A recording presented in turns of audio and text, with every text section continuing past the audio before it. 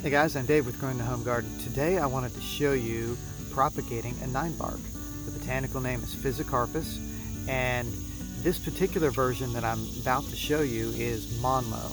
Monlo is also known as Diabolo and Diabolo. It can get kind of confusing because it's got all these names that are very similar to each other.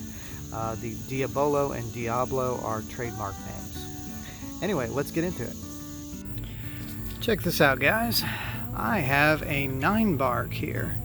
This ninebark I stuck into the mixture of sand and peat and some stuff like that with about looks like a 4-node cutting, which is approximately 6 inches long, and it took about a month to get this kind of rooting on it.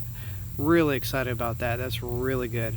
So that is a ninebark. There's a lot of really beautiful varieties of ninebark. Of course, some of them are patented, so you should not be propagating them, but others you are free to propagate as long as they don't have a plant patent on it.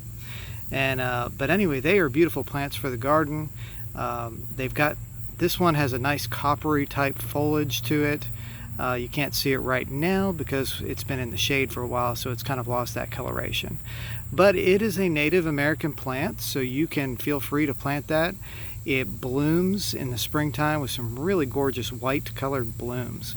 But it's just a great all-around plant to have. And I'm happy to get this one planted because I've actually got the mother plant planted way too close to a witch hazel, which the witch hazel has overtaken the ninebark. And so I wanted to create some others here so I could pot them out and plant them into some pots to put them in some other areas.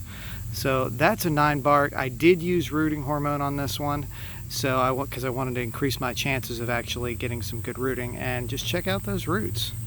They look pretty good. So here's how my ninebark looks right now. And this ninebark, it's got a little bit of some fungal stuff happening to it. And that's pretty common at this point in the year, but it's going to lose all that. It really can get a nice orange color in the fall when it starts to change colors, and it looks great. You can also propagate this using the hardwood cuttings in the winter. You can see how it's starting to develop this different type of bark right there, so it's beginning the process of hardening off. And maybe this winter I'll do another video on hardwood propagating the ninebark. It's just such a really cool plant. There's a lot of varieties on it. This particular one is called Diabolo, and it's actually been turned into Diablo just because the name is so similar that people just automatically thought Diablo, and so it kind of has both of those. But it's actually known as Monlo. That's the original name. The other two names are marketing trademarks, and so you don't really need to worry about them, but you can't actually sell those without permission from those companies.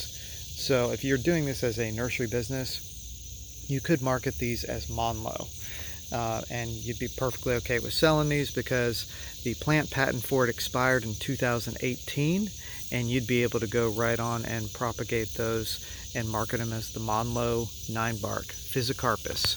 It's just such a cool plant. You really got to have it in the garden. Look at that leaf, the brand new leaf right there. It's got such great color. It's a really cool plant.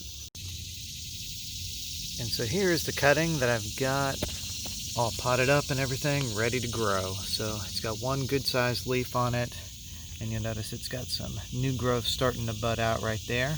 I'll keep it in a sheltered location and won't mess with it until, roots start to grow out of the bottom of this pot. And at that time, that's when I'll probably either plant it or upsize it to maybe a larger size pot if I'm not ready to plant it yet. So ninebark will grow in zones 2 through 8, and around here it flowers sometime in the late spring and early summer. And that's about the time when you would want to prune it.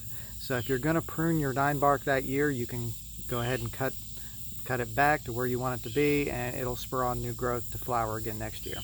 In the wintertime, if you want to, you can actually cut it all the way down to the bottom, and it will regrow the following year, although you may lose some of those flowers when you do it. The only time you'd really want to do that is if the plant was not growing right, if the branching was all messed up and you just kind of needed to start fresh and start over. Or if you wanted to propagate a whole bunch of more plants and wanted to get a whole bunch more branching going on, then you coppice it there in the wintertime, and it'll have a lot more growth coming from it. So there's a couple strategies for you on that. It does like to be in the full sun area, but it can take some shade. So in the afternoon is probably the best time to have shade, especially if you're in a really hot climate. It doesn't tolerate the full sun quite as well in those zones. So just something to keep in mind there with the shade.